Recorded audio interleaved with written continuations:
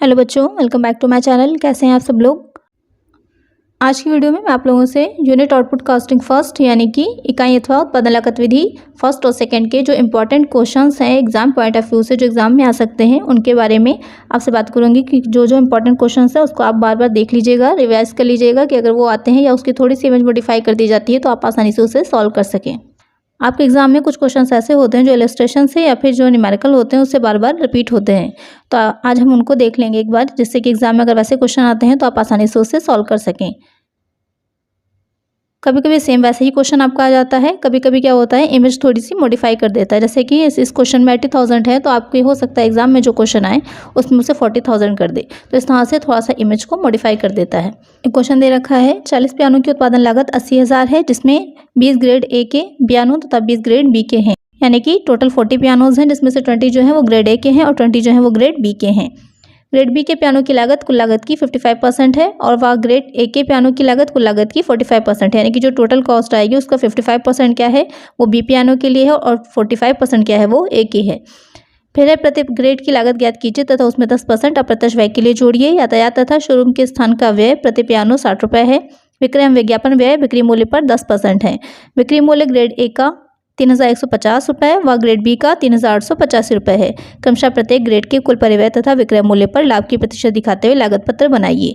The cost of making 40 pianos of which 20 are of grade A and 20 are of grade B is 80,000. Pianos of grade B cost 55% and pianos of grade A cost 45% of the total. यहाँ पर आपको पूरा question में ये दे रखा है, total cost बता दी है और ये आपको अलग अलग दोनों का दिखाना है कि पियानो ए जो है और पियानो बी जो है उसकी टोटल और पर पियानो कॉस्ट कितनी है। तो इसके लिए आपको कॉस्ट शीट बनानी, तो यहाँ पर दोनों की कॉस्ट शीट हम एक में ही बनाएंगे। कॉस्ट शीट का फॉर्मेट आप लोग जानते ही होंगे, पियानो ए हो जाएगा, पियानो बी हो जाएगा, 2020 दोनों का यूनिट था तो उसको हम लिख देंगे। उसके बाद टोटल ऊपर पियानो का कॉलम हो जाएगा, इधर आ जाएगा पार्टिकुलर्स का कॉलम। फिर आप सबसे पहले क्या लिखेंगे मैन्युफैक्चरिंग कॉस्ट। मैन्युफैक्चरिंग कॉस्ट में आपके क्वेश्चन ने बता दिया था कि 55% क्या है वो ग्रेड बी की है और जो 45% है वो ग्रेड ए की है। तो जब हम इसको मैन्युफैक्चरिंग कॉस्ट को अलग अलग करेंगे तो उसमें कैसे करेंगे, नीचे आपका दे रखा है कि 80,000 इंटू 45/100 हो जाएगी ग्रेड ए की और 80,000 इंटू 55/100 हो जाएगी ग्रेड बी की। तो आ जाएगा निकल के 36,000 पियानो ए का और 44,000 पियानो बी का। और जो इसको पर यूनिट जो निकाला गया है इसी 36,000 में हम जब 20 से डिवाइड करेंगे तो 1800 आ जाएगा हमारा। इसी तरह यहाँ पर भी 2200 निकल के आएगा। अब इसमें आपको क्वेश्चन क्या आया था कि जो इनडायरेक्ट एक्सपेंसेस थे वो 10% और ऐड करने हैं, तो 10% कैसे ऐड करेंगे, जो मैन्युफैक्चरिंग कॉस्ट निकल करके आई है यहाँ पर आप जो 80,000 वहाँ पर दे रखा था उसका नहीं ऐड करेंगे, जो हमने इसकी अलग अलग पियानोस की निकाली थी उसका हम 10% ऐड करेंगे।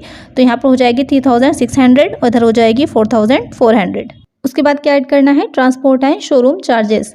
क्वेश्चन में आपके 60 पर पियानो बताया हुआ है, बस हम क्या करेंगे उसी से मल्टीप्लाई कर देंगे। 60 इंटू 20 हो जाएगा 1200 आ जाएगा, इधर भी 60 इंटू 20 1200 ही आ जाएगा। अब हम ऐड करेंगे सेलिंग एंड एडवर्टीजमेंट एक्सपेंसेस, जो कि क्या दे रखे हैं 10% ऑन सेलिंग प्राइस। क्वेश्चन ने बता दिया है कि जो सेलिंग प्राइस होगा उसका 10%, तो यहाँ पर सेलिंग प्राइस हमें नहीं दे रखा लेकिन हमें ये बताया गया है कि सेलिंग प्राइस पर यूनिट कितना होगा। आपका क्वेश्चन में दे रखा है कि ग्रेड ए के जो होंगे उसका होगा 3,150। तो इसमें क्या करेंगे हम 20 से मल्टीप्लाई कर देंगे, क्योंकि 20 यूनिट्स हैं हमारे पियानो ए के, तो हम इसमें 20 से मल्टीप्लाई कर देंगे तो कितना हो जाएगा सेल 63,000 यानी कि 63,000 आ जाएगी। इसी तरह पियानो बी की निकल के आ जाएगी 77,700।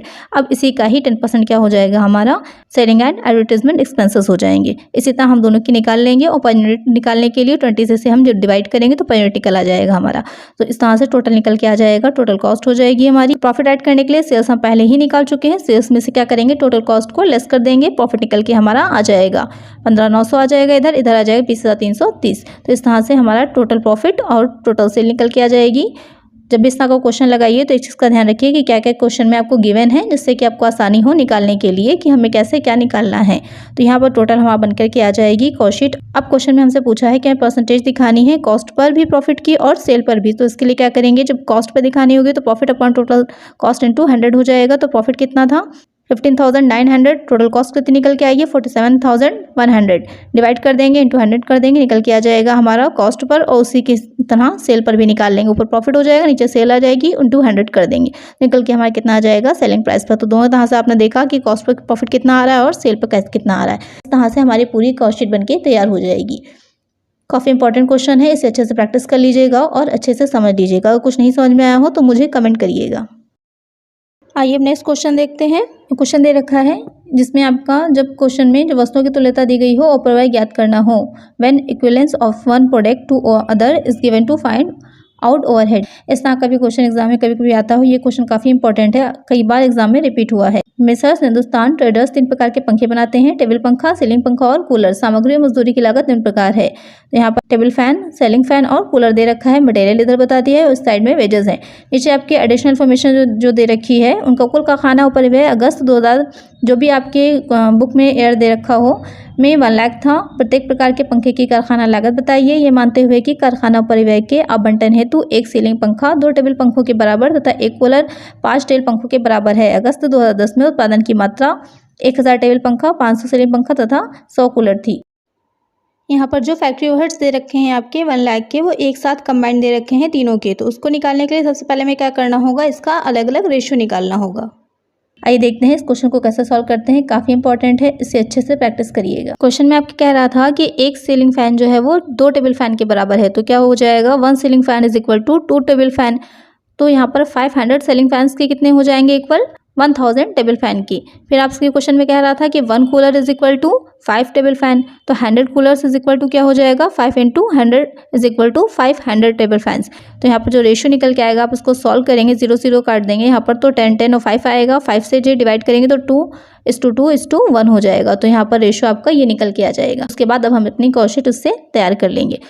प्राइम कॉस्ट निकालने के लिए आपके क्वेश्चन ने मटेरियल वेजेस का पर यूनिट दे रखा था और ये भी दे रखा था कि कितने बनाए गए हैं, टोटल आउटपुट कितना है उसको रख लेंगे और उससे मल्टीप्लाई करके हम टोटल निकाल लेंगे, ऐड कर लेंगे तो हमारी प्राइम कॉस्ट निकल आएगी।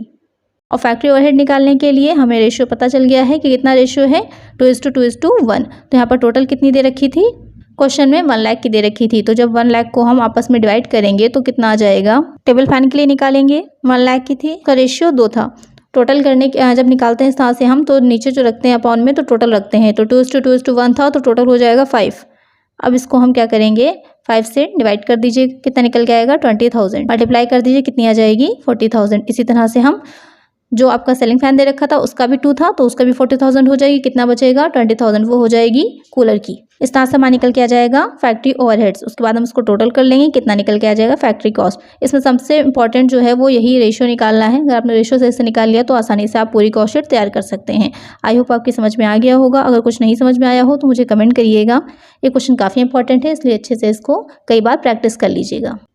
ये क्वेश्चन अक्सर एग्जाम में आपके पूछा जाता है। एक कारखाना के निम्न संबंध दिए हैं, उपयोग में आई सामग्री मटेरियल यूज दे रखा है 75,000 का, डायरेक्ट वेजेस दे रखी है 50,000 की, जो वेरिएबल प्रोडक्शन एक्सपेंसेस हैं वो हैं 1 लाख के, फिक्स्ड एक्सपेंसेस दे रखे 75,000 के, और टोटल जो बताया है कि कितना टोटल आउटपुट है वो है 50,000 का। यूनिट्स बनी हो और सेल कितनी की हुई है, 6 लाख की हुई है।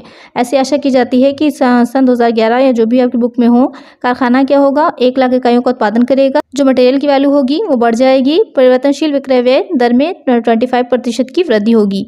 तो प्रति इकाई विक्रय मूल्य क्या होना चाहिए, यदि ऐसा चाहा जा रहा है कि विक्रय पर लाभ की दर वही रखी जाए जो इससे पहले वाले वर्ष में थी। तो यहाँ पर आपको 2 बार कॉस्ट शीट बनेगी, एक बार जो करंट ईयर की बनेगी और दूसरी जो आपको फ्यूचर में डिसाइड करना है, जो निकालना है टेंडर प्राइस की कितना होगा। तो जो पहली कॉस्ट शीट हम बनाएंगे उसमें जो रॉ मटेरियल यूज्ड आपका बुक में दे रखा था 75,000 का, डायरेक्ट वेजेस दे रखा, तो इसमें बस जो पहली वाली कॉस्ट शीट बनेगी पहले ईयर की, उसमें जो भी इंक्रीज हुआ है उसे ऐड नहीं करना है। जो नॉर्मली आपका दे रखा था उसी को ही हम ऐड करके टोटल करके पहले प्राइम कॉस्ट निकालेंगे। उसके बाद बाकी चीज़ें उसमें प्रोडक्शन एक्सपेंसेस हैं, सेलिंग एक्सपेंसेस हैं, फिक्स एक्सपेंसेस हैं, ऐड करेंगे, टोटल कॉस्ट आ जाएगी। सेल क्योंकि आपकी बुक में दे रखी थी सेल्स 6 लाख की, तो प्रॉफिट हमारा निकल के कितना आ जाएगा, बीच का डिफरेंस 1 लाख का। तो इस तरह से हमारा पहला स्टेटमेंट बन जाएगा कॉस्ट का। उसके बाद अब देखेंगे आगे के फ्यूचर के लिए जो कैलकुलेशन ऑफ सेलिंग प्राइस, जो हम टेंडर प्राइस को निर्धारित कर रहे हैं आगे वाले वर्ष के लिए। अब हमें यहाँ पर एक चीज़ देखनी है कि पहले जो हमने स्टेटमेंट बनाया था उसमें जो टोटल यूनिट्स बन रहे थे वो कितने थे, 50,000 के थे। अब क्या होगा, उसके जस्ट डबल यानी कि 1 लाख यूनिट्स बन रहे हैं। तो अब हमें जो निकालना होगा, तो उसमें आपने पर यूनिट नहीं निकाला था, अगर आप पर यूनिट का कॉलम भी बना लेंगे साथ में तो यहाँ पर थोड़ा सा ईजी हो जाएगा, क्योंकि पर यूनिट आपको पहले से पता चल जाएगा। तो यहाँ पर मटेरियल यूज कितना था 75,000 का, तो अपॉन में 50,000 हो जाएगा, तो हमें पर यूनिट पता चल जाएगा कितना, उसको हम 1 लाख से मल्टीप्लाई कर देंगे तो कितना निकल के आ जाएगा 1,50,000। उसमें फिर हमें ऐड करना है 33/13% इंक्रीज हुआ है। इसी 1,50,000 जो निकल के आया है इसका जो हम सॉल्व करेंगे तो निकल के कितना आ जाएगा 50,000, ऐड कर देंगे तो 2 लाख आ जाएगा। फिर डायरेक्ट वेजेस में भी सेम वही करना है, 50,000 की थी अपॉन 50,000 हो जाएगा।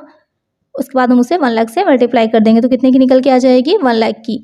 टोटल कर देंगे, प्राइम कॉस्ट निकल आएगी। प्राइम कॉस्ट में आपको पता होगा 3 चीज़ें ऐड होती हैं, डायरेक्ट मटेरियल, डायरेक्ट वेजेस और डायरेक्ट एक्सपेंसेस। उसके बाद वेरिएबल प्रोडक्शन एक्सपेंसेस जो आपके थे क्वेश्चन में, सेम वही 50,000 अपॉन में करेंगे, इंटू 1 लाख कर देंगे तो निकल कितना आ जाएगा 2 लाख।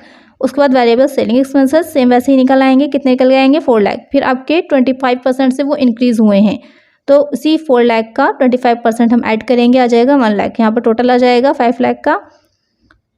फिक्स एक्सपेंसेस में कोई चेंजेस नहीं किए जाएंगे क्योंकि आपको पता होगा फिक्स एक्सपेंसेस क्या होते हैं, नहीं बढ़ेंगे, वो सेम ही रहेंगे दोनों ही स्टेटमेंट में, तो उतना ही हो जाएगा 75,000 का। उसके बाद हम इसे टोटल कर लेंगे तो कितना आ जाएगा 10,75,000 यानी कि 10,75,000। प्रॉफिट के लिए क्वेश्चन में आपसे कह रहा था कि उतना ही हमको लेना है जितना कि पहले भी हमें हुआ था। तो पहले कितना हुआ था देख लेंगे हम। अगर कॉस्ट पर हम देखते हैं तो 1 लाख था, तो उसका निकालेंगे तो 1 लाख ऊपर हो जाएगा, 5 लाख नीचे आ जाएगा, इंटू 100 कर देंगे। जब इसे सॉल्व करेंगे तो कितना हो जाएगा 5 लाख से आप जब 0 से 0 कटेगा और करेंगे तो 20% निकल के आ जाएगा। तो 20% ही इस बार भी हमें चाहिए। तो कॉस्ट कितनी निकल के आई है हमारी 10,75,000। उसको 20% जब हम कॉस्ट पर निकालेंगे तो आ जाएगा 2,15,000।